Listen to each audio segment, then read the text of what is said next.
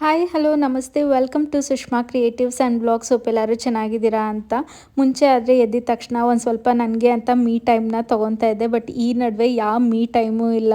ಎದ್ದಿದ ತಕ್ಷಣ fresh up ಎಲ್ಲ ಆಗಿ ಫಸ್ಟು ತಿಂಡಿಗೆ ರೆಡಿ ಮಾಡ್ಕೊತೀನಿ. ಅದರಲ್ಲೂ ಈ ಪ್ರೆಗ್ನೆನ್ಸಿಯಲ್ಲಿ ಬೆಳಗ್ಗೆ ಎದ್ದೊಳೋದಕ್ಕೆ ತುಂಬ ಕಷ್ಟ ಆಗ್ತಾ ಇರುತ್ತೆ. ಬಟ್ ಸ್ಟಿಲ್ ಎದ್ದೊಳ್ಳೇಬೇಕು, ತಿಂಡಿ ರೆಡಿ ಮಾಡಲೇಬೇಕು. ಏಕೆಂದರೆ ಶರಣು ಕೂಡ ಈಗ ಬೇಗ ಹೋಗ್ತಾ ಇದ್ದಾರೆ ಆಫೀಸಿಗೆ. ಮುಂಚೆ ಆದರೆ ಅರೌಂಡ್ 11 o'clock 12 o'clock ಹಂಗೆ ಹೋಗ್ತಾಯಿದ್ರು. ಬಟ್ ಈಗ ಕರೆಕ್ಟಾಗಿ 9-9:30ಗೆಲ್ಲ ಮನೆ ಬಿಟ್ಬಿಡ್ಬೇಕು ಅವರೂ ಕೂಡ. ಸೊ ಹಾಗಾಗಿ ಸಾಮಾನ್ಯವಾಗಿ ಚಪಾತಿ ರೊಟ್ಟಿ ಬೆಳಗ್ಗೆ ಟೈಮ್ ನಾನು ಇಟ್ಕೊಳೋದೇ ಇಲ್ಲ. ಏನಿದ್ರು ರಾತ್ರಿನೇ ಮಾಡ್ಕೊತೀನಿ. ಬೆಳಗ್ಗೆ ಏನಾದರೂ ರೈಸ್ ಐಟಮ್ ಅಥವಾ ಈ ಥರ ಶಾವಿಗೆ ಉಪ್ಪಿಟ್ಟು ಅಥವಾ ಅವಲಕ್ಕಿ ಉಪ್ಪಿಟ್ಟು ಆ ಥರ ಮಾಡಿಬಿಟ್ಟಿರ್ತೀನಿ. ಬಟ್ ಇವತ್ತು ಚಪಾತಿ ಹಾಗೆ ಬೀನ್ಸ್ ಪಲ್ಯ ಮಾಡೋಣ ಅಂದ್ಕೊಂಡೆ. ಯಾಕೆಂದರೆ ಬೀನ್ಸ್ ತುಂಬಾ ಇತ್ತು. ಸೊ ಹಾಗಾಗಿ ಬಟ್ ಶರಣ್ ಇವತ್ತು ಬೇಗನೆ ಹೋಗಬೇಕು ನಾನು. ಏಕೆಂದರೆ AC ಏನೋ ಪ್ರಾಬ್ಲಮ್ ಆಗಿದೆ ಕಾರಲ್ಲಿ. ಸೊ ಹಾಗಾಗಿ ಸರ್ವಿಸ್ ಸೆಂಟರಿಗೆ ಹೋಗಿ ಒಂದ್ಸರಿ ತೋರಿಸ್ಕೊಂಬರ್ತೀನಿ. ಯಾಕೆಂದರೆ ನಾವು ಇನ್ನೇನು 2 days ಬಿಟ್ಟು ಟ್ರಾವೆಲ್ಲು ಕೂಡ ಮಾಡ್ತಾ ಇದ್ದೀವಿ. ಸೊ ಹಾಗಾಗಿ ಒಂದು ಸತಿ ಹೋಗಿ ಚೆಕ್ ಮಾಡಿಸ್ಕೊಂಬಂದ್ಬಿಡ್ತೀನಿ ಅಂದರು. ಅವರಿನ್ನೂ ಆಫೀಸ್ಗೆ ಹೋಗಿ ಲಾಗಿನ್ ಆಗೋವಂಥ ಅಷ್ಟು ಟೈಮಲ್ಲಿ ಅವ್ರು ಹೋಗಿ ಸರ್ವಿಸ್ ಸೆಂಟರಲ್ಲಿ ತೋರಿಸ್ಕೊಂಡೆ ಆಮೇಲೆ ರಿಟರ್ನ್ ಆಗಬೇಕಿತ್ತು. ಸೊ ಹಾಗಾಗಿ ಬೇಗನೆ ಹೊರಟರು ಇವತ್ತು. ಅದಕ್ಕೇ ಬೇಗ ಆಗುತ್ತೆ ಅಂತ ಇಲ್ಲಿ ಶಾವಿಗೆ ಉಪ್ಪಿಟ್ಟನ್ನ ಮಾಡ್ತಾಯಿದ್ದೀನಿ. ಇನ್ನು ಶಾವಿಗೆ ಉಪ್ಪಿಟ್ಟು ಅಂದರೆ ಲಿಶುಗೂ ಕೂಡ ಇಷ್ಟ ಆಗುತ್ತೆ. ಹಾಗೆ ಶರಣಿಗೆ ಅಷ್ಟಾಗಿ ಇಷ್ಟ ಇಲ್ಲ, ಬಟ್ ಸ್ಟಿಲ್ ಅಡ್ಜಸ್ಟ್ ಮಾಡ್ಕೊತಾರೆ. ಇನ್ನು ನಾನಿವತ್ತು ಯೂಸ್ ಮಾಡಿರೋ ಶಾವಿಗೆ ಬಂದು ಅನಿಲ್ ಶಾವಿಗೆ. ತುಂಬ ಜನ ಕೇಳ್ತಾ ಇರ್ತೀರ. ಹಾಗೆ ಪ್ಯಾಕೆಟು ಕೂಡ ನಾನು ಶೇರ್ ಮಾಡಿದ್ದೀನಿ, ಯಾವ ಪ್ಯಾಕೆಟ್ನ ನಾನು ಯೂಸ್ ಮಾಡ್ತೀನಿ ಅಂತ. ಇನ್ನು ಎಲ್ಲರಿಗೂ ಗೊತ್ತಿರುತ್ತೆ ಶಾವಿಗೆ ಉಪ್ಪಿಟ್ಟನ್ನ ಯಾವ ರೀತಿ ಮಾಡ್ತೀವಿ ಅಂತ. ಬಟ್ ಫಸ್ಟ್ ಏನಂದರೆ ಶಾವಿಗೆನ ಓವರ್ ಕುಕ್ ಮಾಡ್ಕೊಬಾರ್ದು. ಇನ್ನು ನಾವು ಕುಕ್ ಮಾಡ್ಕೊಳೋವಾಗ ಅದಕ್ಕೆ ಸ್ವಲ್ಪ ಕಲ್ಲುಪ್ಪು ಹಾಗೆ ಆಯಿಲ್ ಹಾಕೋದ್ರಿಂದ ತುಂಬಾ ಮೆತ್ತಗಾಗಲ್ಲ ಮತ್ತು ಅಂಟಲ್ಲ, ಶಾವಿಗೆ ಚೆನ್ನಾಗಾಗುತ್ತೆ. ಇನ್ನು ಶಾವಿಗೆ ಕುಕ್ ಆದಮೇಲೆ ಸ್ಟೇನ್ ಮಾಡ್ಕೊತೀವಲ್ಲ, ಅದು ತಕ್ಷಣವೇ ನಾವು ತಣ್ಣೀರನ್ನ ಹಾಕೋದ್ರಿಂದ ಓವರ್ ಕುಕ್ಕು ಕೂಡ ಆಗಲ್ಲ, ಚೆನ್ನಾಗಿ ಉದ್ರಾಗಿರುತ್ತೆ. ನಾನಿಲ್ಲಿ ಜಸ್ಟ್ ಕ್ಯಾರೆಟ್ನ ಗ್ರೇಟ್ ಮಾಡಿ ಹಾಕ್ಕೊಂಡಿದ್ದೀನಿ ಅಷ್ಟೇ. ಬೇಕು ಅಂದರೆ ಬೀನ್ಸ್ ಹಾಗೆ ಕ್ಯಾರೆಟ್ನ ಕಟ್ ಮಾಡು ಕೂಡ ಹಾಕ್ಕೊಬೋದು. ಬಟ್ ಲಿಶುಗೆ ಆ ಥರ ಸಿಕ್ಕಿದ್ರೆ ಇಷ್ಟ ಆಗಲ್ಲ. ಸೊ ಹಾಗಾಗಿ ಗ್ರೇಟ್ ಮಾಡಿ 1 ಅಥವಾ 2 ಕ್ಯಾರೆಟ್ನ ಹಾಕ್ಬಿಟ್ಟಿರ್ತೀನಿ, ಅಷ್ಟಾಗಿ ಗೊತ್ತಾಗಲ್ಲ. ಇನ್ನು ಲಾಸ್ಟಲ್ಲಿ ಒಂದು ಸ್ವಲ್ಪ ಲೆಮನ್ ಜ್ಯೂಸು ಕೂಡ ಹಾಕ್ಕೊಂಡ್ರೆ ಟೇಸ್ಟ್ ವೈಸ್ ತುಂಬ ಚೆನ್ನಾಗಿರುತ್ತೆ. ಹಾಗೆ ನನ್ನ ಪ್ರೀವಿಯಸ್ ವಿಡಿಯೋದಲ್ಲಿ ನಾನು ಶೇರ್ ಮಾಡಿದ್ದೆ, ನನಗೆ ಓಮ್ ಪ್ರೆಗ್ನೆನ್ಸಿ ಟೆಸ್ಟ್ ಪಾಸಿಟಿವ್ ಬಂದಿದೆ, ಬಟ್ HCG ಲೆವೆಲ್ ನೆಗೆಟಿವ್ ತೋರಿಸ್ತಿತ್ತು ಅಂತ. ಅದೆಷ್ಟು ದಿವಸಕ್ಕೆ ಪಾಸಿಟಿವ್ ಆಯಿತು ಅನ್ನೋದನ್ನ ಈ ವಿಡಿಯೋದಲ್ಲಿ ಶೇರ್ ಮಾಡಿದ್ದೀನಿ. ಹಾಗೆ ಏನಕ್ಕೆ ಆ ರೀತಿ ಬಂತು, ನಾವು ಎಷ್ಟು ದಿವಸಕ್ಕೆ ನಾವು ಪ್ರೆಗ್ನೆನ್ಸಿ ಟೆಸ್ಟ್ನ ತೊಗೊಬೇಕು ಅನ್ನೋದನ್ನ ಈ ವಿಡಿಯೋದಲ್ಲಿ ಇನ್ ಡೀಟೇಲ್ ಆಗಿ ಶೇರ್ ಮಾಡಿದ್ದೀನಿ. ವಿಡಿಯೋನ ಸ್ಕಿಪ್ ಮಾಡ್ದಿರಾ ಕಂಪ್ಲೀಟಾಗಿ ನೋಡಿ. ತಿಂಡಿ ಎಲ್ಲ ಮುಗಿಸಿ ಕಾಫಿ ಕುಡ್ದು ಆರಾಮಾಗಿ ಈಗ ರಿಲ್ಯಾಕ್ಸ್ ಮಾಡ್ತಾ ಇದ್ದೆ. ಅಷ್ಟರಲ್ಲಿ ವಿಡಿಯೋನ ವೈಂಡ್ ಅಪ್ ಮಾಡೋಣ ಅಂದ್ಕೊಂಡೆ. ಪ್ರೀವಿಯಸ್ ವಿಡಿಯೋದಲ್ಲಿ ನಾನು ತಿಳಿಸಿರೋ ಹಾಗೆ ನಾನು ಸ್ವಲ್ಪ ಡ್ರೆಸ್ಸಸ್ನ ಪರ್ಚೇಸ್ ಮಾಡಿದ್ದೆ ಅಂದೆ. ಸೊ ಹಾಗಾಗಿ ಅದನ್ನು ಕೂಡ ನಿಮ್ಮ ಜೊತೆ ಶೇರ್ ಮಾಡ್ತಾ ಇದ್ದೀನಿ. ಹಾಗೆ ತುಂಬ ಜನ ರಿಲೇಟ್ ಮಾಡ್ಕೊತಾ ಇದ್ದೀರಾ, ನೀವು ಕೂಡ ಈಗ ಕ್ಯಾರಿಂಗ್ ಇರ್ತೀರಾ, ಸೊ ಸ್ವಲ್ಪ ಮೆಟರ್ನಿಟಿ ವೇರ್ಸು ಕೂಡ ಶೇರ್ ಮಾಡಿ ಅಂತಲೂ ಕೂಡ ಪರ್ಸ್ನಲ್ ಆಗಿ ಮೆಸೇಜ್ ಮಾಡಿ ಕೇಳ್ತಾ ಇದ್ರಿ. ಸೊ ಹಾಗಾಗಿ ಈ ವಿಡಿಯೋದಲ್ಲಿ 1-2 ಮೆಟರ್ನಿಟಿ ವೇರು ಕೂಡ ನಾನು ಶೇರ್ ಮಾಡೋಣ ಅಂತ ಇದ್ದೀನಿ. ಸೊ ಬನ್ನಿ ತೋರಿಸ್ತೀನಿ. ಫಸ್ಟ್ ನಾನು ಬಂದು ಈ ಟ್ಯೂನಿಕ್ ಟಾಪು ನನ್ನ ಮಿನಿ ಬ್ಲಾಗಲ್ಲಿ ಆಲ್ರೆಡಿ ಶೇರ್ ಮಾಡಿದ್ದೆ, ನೋಡ್ಬೋದು ಯಾವ ಥರ ಇದೆ ಅಂತ. ತುಂಬಾ ಚೆನ್ನಾಗಿದೆ, ಕ್ವಾಲಿಟಿ ವೈಸು ಅಷ್ಟೇ. ನಾನು ಸಜೆಸ್ಟ್ ಮಾಡುವಂಥ ಡ್ರೆಸ್ಸಸ್ ಕ್ವಾಲಿಟಿ ಚೆನ್ನಾಗಿದ್ರೆ ಅಷ್ಟೇ ನಾನು ವಿಡಿಯೋದಲ್ಲಿ ಶೇರ್ ಮಾಡ್ತೀನಿ, ಇಲ್ಲಾಂದರೆ ನಾನು ಶೇರೇ ಮಾಡಲ್ಲ. ಇನ್ಫ್ಯಾಕ್ಟ್ ಈ 2 ಮೆಟರ್ನಿಟಿ ವೇರ್ ಜೊತೆ ಇನ್ನೊಂದು ಮೆಟರ್ನಿಟಿ ವೇರು ಕೂಡ ತರಿಸಿದ್ದೆ, ಬಟ್ ನಂಗೆ ಅದ್ರ ಕ್ವಾಲಿಟಿ ಅಷ್ಟಾಗಿ ಇಷ್ಟ ಆಗಿಲ್ಲ. ಸೊ ಹಾಗಾಗಿ ನಾನು ಅದನ್ನು ಶೇರ್ ಮಾಡೋದಕ್ಕೆ ಹೋಗ್ತಾ ಇಲ್ಲ. ನೋಡ್ಬೋದು ಇದು ಕೂಡ ಪ್ಯೂರ್ ಕಾಟನ್ ಮೆಟೀರಿಯಲ್, ತುಂಬಾ ಕಂಫರ್ಟಬಲ್ ಆಗಿದೆ. ಮೆಟರ್ನಿಟಿ ವೇರ್ ಅಂತ ಅಲ್ಲ, ಇದು ಟ್ಯೂನಿಕ್ ಟಾಪ್. ಬಟ್ ಏನಂದರೆ ಮುಂದೆಗಡೆ ಫ್ರಿಲ್ ಇರೋದ್ರಿಂದ ಕ್ಯಾರಿಂಗ್ ಇದ್ದವರು ಕೂಡ ಆರಾಮಾಗಿ ಇದನ್ನು ವೇರ್ ಮಾಡ್ಬೋದು. ಸೊ ಹಾಗಾಗಿ ಇದನ್ನು ತೊಗೊಂಡಿದ್ದೀನಿ. ನೆಕ್ಸ್ಟ್ ಬಂದು ಮತ್ತೊಂದು ಟ್ಯೂನಿಕ್ ಟಾಪ್ನ ತರಿಸಿದ್ದೆ. ಈಗ ಲಿಶು ಕೆಳಗೆಲ್ಲ ಹೋಗ್ತಾ ಇರ್ತೀನಿ ಅಲ್ವಾ, ಕಂಫರ್ಟಬಲ್ ಆಗಿರುತ್ತೆ ಟ್ಯೂನಿಕ್ ಟಾಪ್ ಅಂದರೆ. ಅದಕ್ಕೊಂದು ಪ್ಯಾಂಟ್ ಏನಾದ್ರು ಹಾಕ್ಕೊಂಡ್ಬಿಟ್ರೆ. ಸೊ ಹಾಗಾಗಿ ಇದನ್ನು ತರಿಸಿದ್ದೆ. ಇದು ಅಷ್ಟೇ ನನಗೆ ತುಂಬಾ ಇಷ್ಟ ಆಯಿತು. ಒಂಥರ ಬಾಂದಿನಿ ಪ್ರಿಂಟ್ ಅಥವಾ ಏನಂತಾರೆ, ಇದು ಡೈ ನನಗೆ ಗೊತ್ತಿಲ್ಲ ಎಕ್ಸಾಕ್ಟಾಗಿ. ನನಗೆ ಈ ಥರ ಪ್ಯಾಟರ್ನಲ್ಲಿ ಸ್ವಲ್ಪ ಇಷ್ಟ ಆಗುತ್ತೆ. ಸೊ ಹಾಗಾಗಿ ಇದನ್ನು ತೊಗೊಂಡಿದ್ದೆ. ಬಟ್ ಇದು ಫ್ರಿಲ್ ಇದೆ ಅಂತ ಅಂದ್ಕೊಂಡಿದ್ದೆ ನಾನು ಮುಂದೆ, ಬಟ್ ಫ್ರಿಲ್ ಇಲ್ಲ. ಒಂದು ಸೈಜ್ ಎಕ್ಸ್ಟ್ರಾ ತೊಗೊಂಡ್ರೆ ಪ್ರೆಗ್ನೆನ್ಸಿ ಅವರಿಗೆ ತುಂಬಾ ಕಂಫರ್ಟಬಲ್ ಆಗಿರುತ್ತೆ. ನೆಕ್ಸ್ಟ್ ಬಂದು ನಾನು ಲಾಸ್ಟ್ ವಿಡಿಯೋದಲ್ಲೇ ಹೇಳಿದ್ದೆ ಅಲ್ವಾ, ನೈಟ್ ಗೌನ್ ತೊಗೊಂಡಿದ್ದೆ ಅಂತ. ಅದು ಪರ್ಪಲ್ ಕಲರ್ನ ನಾನು ಶೇರ್ ಮಾಡಿದ್ದೆ. ಇದು ಬಂದು ಪಿಂಕ್ ಕಲರು. ಇದು ಅಷ್ಟೇ ಚರಿ ಪ್ರಿಂಟ್ ಇದೆ. ಕ್ವಾಲಿಟಿ ವೈಸ್ ಅಂತೂ ತುಂಬಾ ಚೆನ್ನಾಗಿದೆ. ಸೊ ಇದನ್ನೇನು ಓಪನ್ ಮಾಡಿ ತೋರಿಸ್ತಾ ಇಲ್ಲ, ಲಾಸ್ಟ್ ವಿಡಿಯೋದಲ್ಲೇ ನಾನು ಇನ್ ಡೀಟೇಲ್ ಆಗಿ ಹೇಳಿದ್ದೀನಿ ಇದನ್ನು.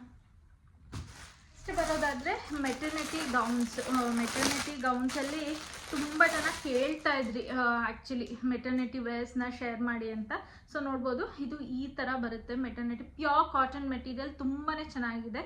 ಈ ಮಸ್ಲಿನ್ ಕ್ಲಾತ್ ಅಂತ ಏನು ಹೇಳ್ತಾರೆ ಅದೇ ಥರನೇ ಇದೆ, ತುಂಬ ಚೆನ್ನಾಗಿದೆ. ಇಲ್ಲಿ ಫೀಡಿಂಗ್ ಜಿಪ್ ಕೂಡ ಇದೆ. ಇದು ಮೆಟರ್ನಿಟಿ ವೇರು.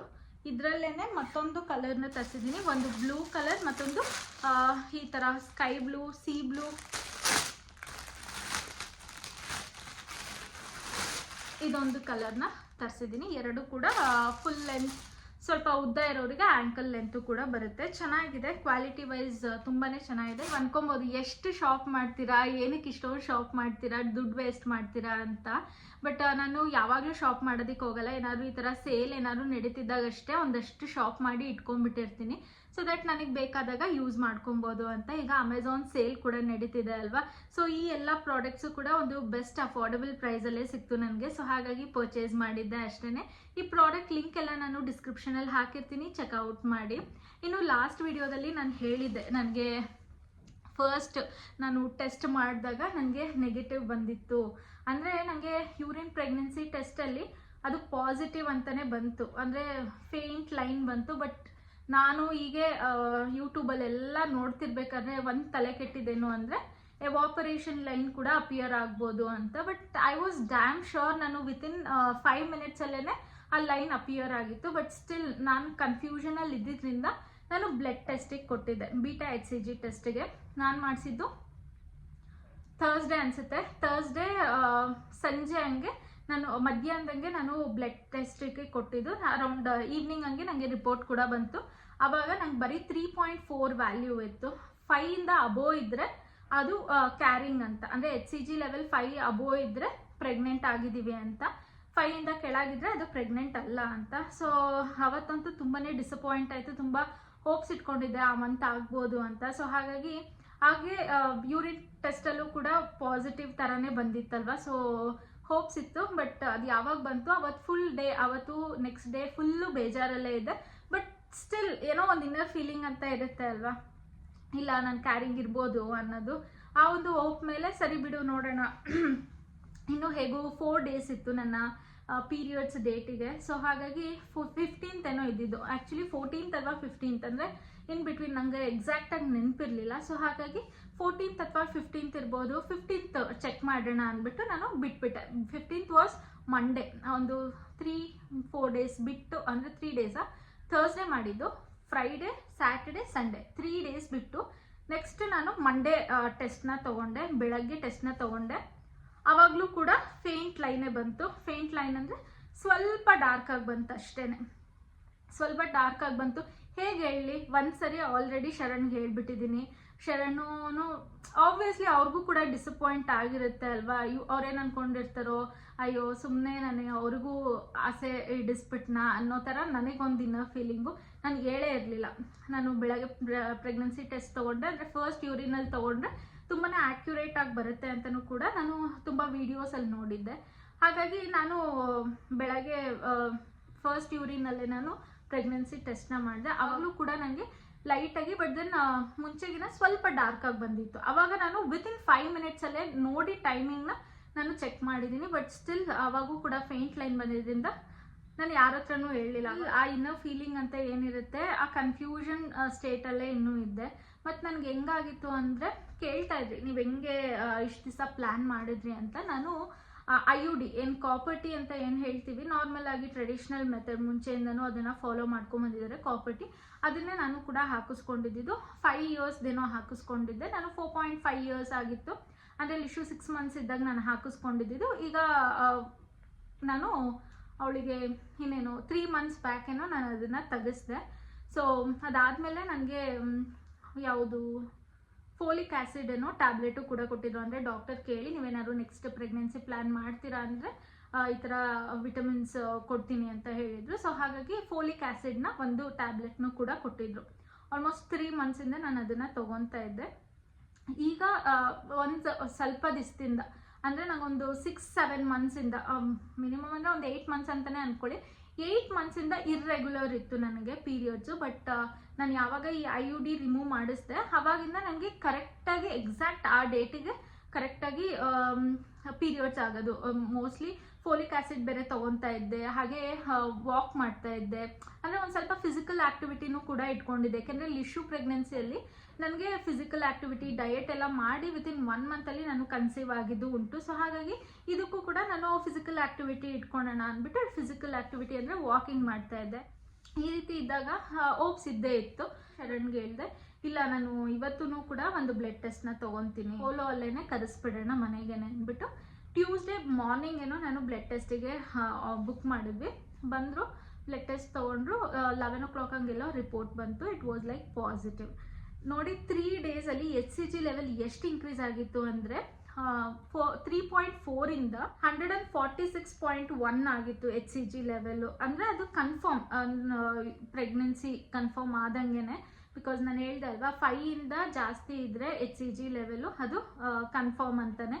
ಸೊ ಹಾಗಾಗಿ ಫುಲ್ ಖುಷಿ ಆಯಿತು. ಅವತ್ತೇ ಎಲ್ಲರಿಗೂ ಕೂಡ ಹೇಳಿದೆ. ನಾನು ಲಿಶುಗೆ ಮುಂಚೆನೇ ಅದೇ ಅವತ್ತು ನಂಗೆ ಯಾವಾಗ ಲೈಟಾಗಿ ಬಂದಿತ್ತು ಅವಾಗೇ ಹೇಳ್ಬಿಟ್ಟಿದ್ದೆ. ಸೊ ಹಾಗಾಗಿ ಅವಳು ಅವತ್ತೇ ಹೋಗಿ ಅವ್ರ ಮ್ಯಾಮ್ಗೆಲ್ಲ ಹೇಳ್ಬಂದ್ಬಿಟ್ಟಿದ್ಲು, ನಾವು ಅಮ್ಮಂಗೆ ಇನ್ನೊಂದು ಬೇಬಿ ಆಗುತ್ತೆ ಅಂತ ಎಲ್ಲ. ಆಮೇಲೆ ಬಂದು ನಾನು ಹೇಳಿದೆ, ಲಿಶು ಈ ಥರ ಕನ್ಫರ್ಮ್ ಆಯಿತು ಅಂದರೆ ಅವಳು 2 ಲೈನ್ ಬಂತಾ ಅಂತ ಕೇಳಿದ್ಲು. ಇವಾಗ ಮಕ್ಕಳು ಎಷ್ಟು ಅಬ್ಸರ್ವ್ ಮಾಡ್ತಾರೆ ಅಂದರೆ, ನಾವು ಮಾತಾಡ್ತಾ ಇರ್ತೀವಲ್ಲ ಅದನ್ನೆಲ್ಲ ಅಬ್ಸರ್ವ್ ಮಾಡ್ತಿರ್ತಾರೆ, ನಾವೇನು ನೋಡ್ತಾ ಇರ್ತೀವಿ ಅದನ್ನು ಅಬ್ಸರ್ವ್ ಮಾಡ್ತಿರ್ತಾರೆ. ಇದಿಷ್ಟು ಇದೊಂಥರ ಹೆಂಗೆ ಅಂದರೆ ಇದೆಯೋ ಇಲ್ವೋ ಅನ್ನೋ ಥರನೇ ಇತ್ತು. ಏನಕ್ಕೆ ಇಷ್ಟು ಬೇಗ ನಾನು ಪ್ರೆಗ್ನೆನ್ಸಿ ಟೆಸ್ಟ್ನ ಮಾಡಿದೆ, ನಾನೇ ಮಾಡಿದ್ದು ತಪ್ಪಲ್ವಾ ಅಂತಲೂ ಕೂಡ ಒಂದ್ಸರಿ ಅನಿಸುತ್ತೆ. ಬಟ್ ಏನು ಅಂದರೆ ಲಿಶುದ್ರಲ್ಲಿ ಏನಾಗಿತ್ತು ಅಂದರೆ, ನಾನು ಇದೇ ಥರನೇ ಸೇಮ್ ಒಂದು 3 to 4 ಡೇಸ್ ಮುಂಚೆನೇ ಮಾಡಿದ್ದೆ. ಅವಳಿಗೆ ತುಂಬ ಚೆನ್ನಾಗಿ ವ್ಯಾಲ್ಯೂ ಬಂದಿತ್ತು. ಅದು ಏನಕ್ಕೆ ಅಂದರೆ ನಮ್ಮ ಓವ್ಯುಲೇಷನ್ ಪೀರಿಯಡ್ ಏನಿರುತ್ತೆ ಅದ್ರ ಮೇಲೂ ಕೂಡ ಡಿಪೆಂಡ್ ಆಗುತ್ತೆ. ಮೋಸ್ಟ್ಲಿ ಆವಾಗ ಬೇಗ ಓವ್ಯುಲೇಟ್ ಆಗಿರ್ತೀನಿ, ಬಟ್ ಇವಾಗ ಲೇಟಾಗಿ ಓವ್ಯುಲೇಟ್ ಆಗಿರ್ತೀನಿ. ಇನ್ಫ್ಯಾಕ್ಟ್ ನಮಗೆ ಏನು ಕ್ರಾಂಪ್ಸ್, ಈಗ ಪೀರಿಯಡ್ ಕ್ರಾಂಪ್ಸ್ ಥರನೇ ಬರುತ್ತೆ. ಅದನ್ನು ನಾವು ಪೀರಿಯಡ್ಸ್ ಇನ್ನೇನು ಬರ್ತಿರ್ಬೋದು ಅಂದ್ಕೊಬೋದು, ಬಟ್ ಆವಾಗ ಇಂಪ್ಲಾಂಟೇಷನ್ ಪೇನ್ ಕೂಡ ಆಗಿರ್ಬೋದು. ಅದು ನಾನೀಗ ಸರ್ಚ್ ಮಾಡಿದಾಗ, ಗೂಗಲೆಲ್ಲ ಮಾಡಿದಾಗ 3 ಡೇಸಲ್ಲಿ ಅದು ಹೆಂಗೆ ಇಷ್ಟು ಇನ್ಕ್ರೀಸ್ ಆಗೋಕ್ಕೆ ಸಾಧ್ಯ ಅಂದಾಗ, ಸೊ ಜಸ್ಟ್ ಆಫ್ಟರ್ ಇಂಪ್ಲಾಂಟೇಷನ್ ನಾವು ಟೆಸ್ಟ್ ಮಾಡಿದ್ರೆ, ಅಂದರೆ ನಾನು ಹೇಳಿದೆ ಅಲ್ವಾ ಅವತ್ತು ಕ್ರಾಂಪ್ಸ್ ಬರ್ತಿತ್ತು, ಅದಕ್ಕೋಸ್ಕರ ನಾನು ಯೂರಿನ್ ಟೆಸ್ಟ್ನ ಮಾಡಿದೆ ಅಂತ. ಸೊ ಕ್ರಾಂಪ್ಸ್ ಬರ್ತಿದೆ, ಜಸ್ಟ್ ಆಫ್ಟರ್ ಇಂಪ್ಲಾಂಟೇಷನ್ ನಾನು ಟೆಸ್ಟ್ನ ತೊಗೊಂಡಿದ್ದೀನಿ. ಸೊ ಹಾಗಾಗಿ ಅದಿನ್ನೂ HCG ಲೆವೆಲ್ ಇನ್ಕ್ರೀಸ್ ಆಗಿರಲ್ಲ. ಇದು ಯಾವಾಗ ನಾನು 4 ಡೇಸ್ ಬಿಟ್ಟು ನಾನು HCG ವ್ಯಾಲ್ಯೂನ ಚೆಕ್ ಮಾಡಿದೆ ಆಗ ಇನ್ಕ್ರೀಸ್ ಆಗಿತ್ತು. ಇದಿಷ್ಟೇ.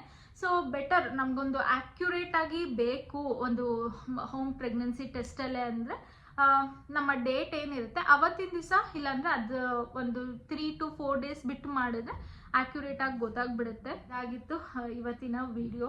ಹೋಪ್ ನಿಮಗೆ ಈ ವಿಡಿಯೋ ಇಷ್ಟ ಆಗಿದೆ ಅಂತ ಅಂದ್ಕೊತೀನಿ. ಈ ವಿಡಿಯೋ ಇಷ್ಟ ಆಗಿದ್ರೆ ಪ್ಲೀಸ್ ಲೈಕ್ ಮಾಡಿ, ಶೇರ್ ಮಾಡಿ, ಸಬ್ಸ್ಕ್ರೈಬ್ ಮಾಡಿ. Thank you for watching. Bye.